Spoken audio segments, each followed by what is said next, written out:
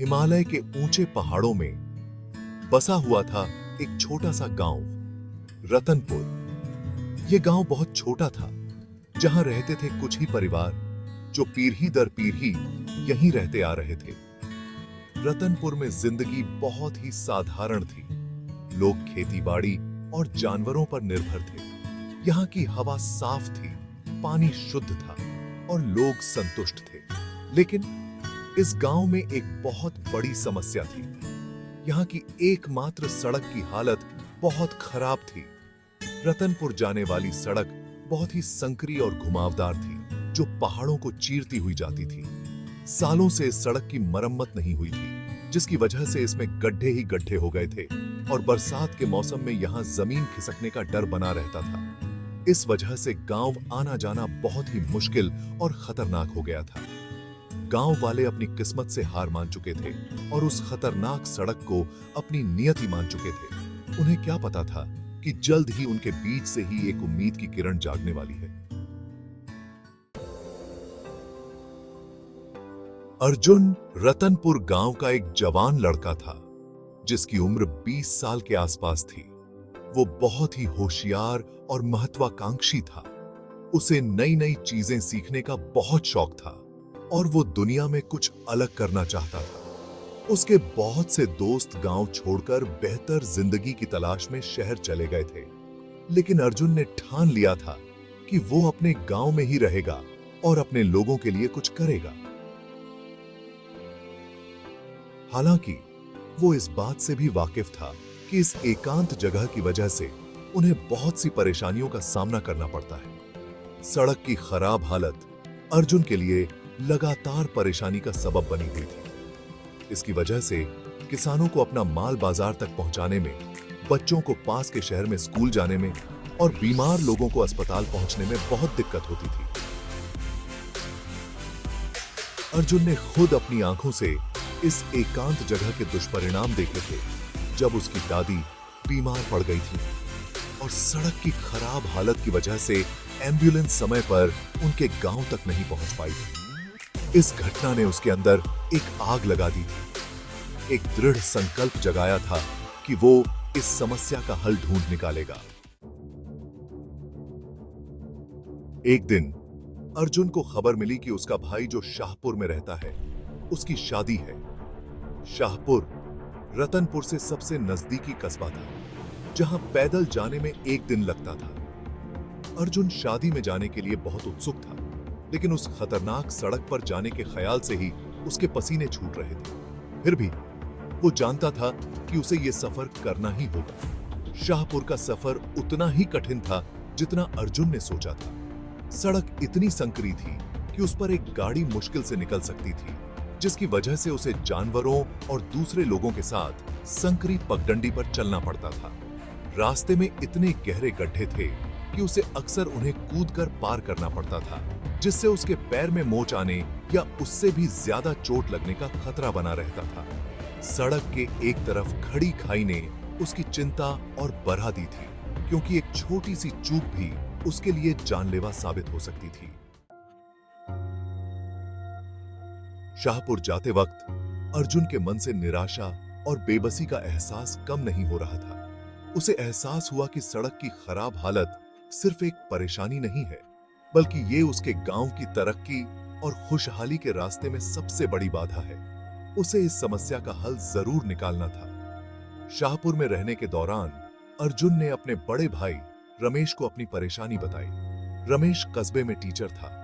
वो बहुत ही समझदार और काम निकालने वाला इंसान था। उसने अर्जुन की बात ध्यान से सुनी और उसे उम्मीद की एक किरण दिखाई।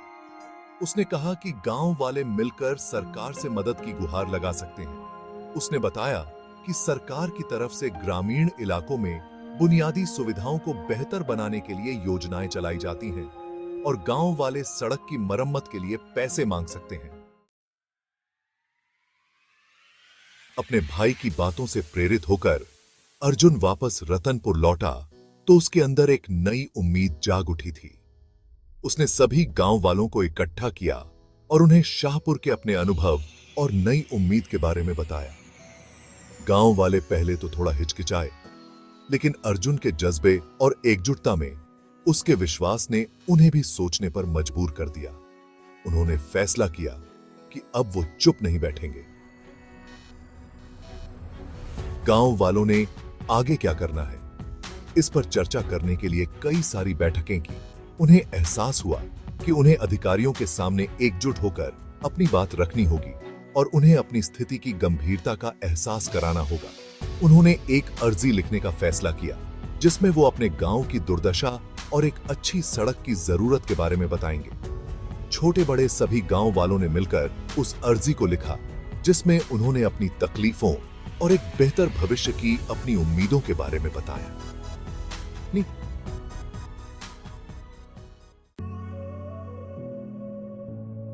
अर्जी के साथ साथ गांव वालों ने सोशल मीडिया का इस्तेमाल करके भी अपने मुद्दे को उठाने का फैसला किया ताकि ज्यादा से ज्यादा लोगों तक उनकी बात पहुंच सके। अर्जुन, जिसे टेक्नोलॉजी की अच्छी समझ थी, उसने अपने अभियान के लिए सोशल मीडिया पर एक पेज बनाया। उन्होंने उस पर टूटी फूटी सड़क की तस्वीरें और वीडियो शेयर किए। साथ ही यह भी बताया कि कैसे यह सड़क उनकी रोजमर्रा की जिंदगी को प्रभावित करती है। उन्होंने स्थानीय पत्रकारों और न्यूज चैनलों से भी संपर्क किया ताकि मीडिया का ध्यान अपनी ओर आकर्षित कर सकें। सोशल मीडिया अभियान को बहुत जल्द ही लोगों का समर्थन मिलने लगा। आसपास के गांवों और कस्बों के लोग भी उनके साथ खड़े नजर आए। रतनपुर की परेशानी की कहानी ने बहुत से लोगों को झकझोर कर रख दिया, क्योंकि उन्होंने भी अपने अपने समुदायों में ऐसी ही परेशानियों का सामना किया था। स्थानीय मीडिया ने भी इस पर ध्यान देना शुरू कर दिया और अखबारों में लेख छपने लगे और न्यूज चैनलों पर गांव वालों के संघर्ष को दिखाया जाने लगा। अर्जी और सोशल मीडिया अभियान दोनों का ही असर हुआ। स्थानीय प्रशासन पर जनता का दबाव बढ़ने लगा तो उन्होंने आखिरकार रतनपुर की समस्या पर ध्यान दिया। अधिकारियों की एक टीम को गांव में स्थिति का जायजा लेने के लिए भेजा गया।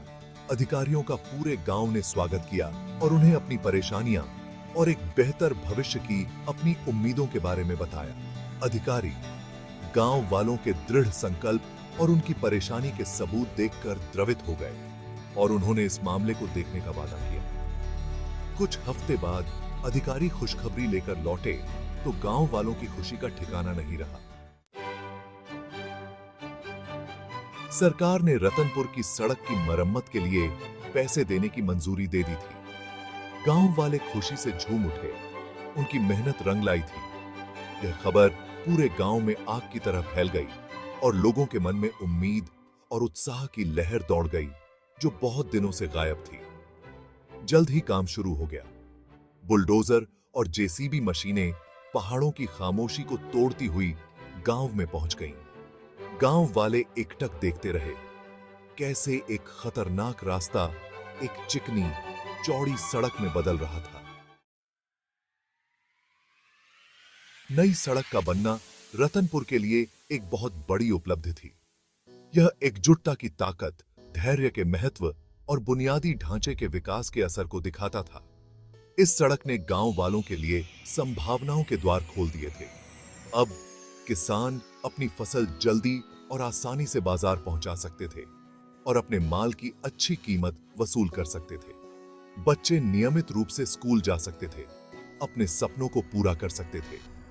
अब बीमार लोगों को समय पर इलाज मिल सकता था। कभी एकांत में खोया हुआ रतनपुर गांव अब दुनिया से जुड़ गया था। उसका भविष्य उज्जवल दिख रहा था। पर सत्य अर्जुन गांव के किनारे खड़ा होकर देख रहा था कि कैसे एक चमकदार रंगों वाली बस नई बनी सड़क पर दौड़ रही है और बच्चों को पास के शहर में स्कूल ले जा रही है। उसके मन में गर्व और संतोष की भावना उमड़ रही थी। उसका सफर, जो शादी के एक साधारण से निमंत्रण से शुरू हुआ था, वो अपने गांव के लिए एक बहुत बड़े बदलाव का कारण बना। अर्जुन को एहसास हुआ कि रतनपुर की सड़क सिर्फ एक सड़क नहीं थी, बल्कि यह उनकी सामूहिक इच्छा शक्ति, उनके धैर्य और एक बेहतर कल में उनके अटूट विश्वास का प्रतीक थी। जैसे ही बस मोड़ से मुड़कर ओझल हो गई, अर्जुन को एहसास हुआ कि यह सफर अभी खत्म नहीं हुआ है। आगे भी चुनौतियां आएंगी, लेकिन रतनपुर के लोग अपने लक्ष्य में एकजुट और अपनी इस जीत से उत्साहित, उनका डटकर सामना करने के लिए तैयार थे। रतनपुर की सड़क इंसान की अदम्य भावना का प्रतीक थी, एक बेहतर भविष्य की उम्मीद की किरण थी।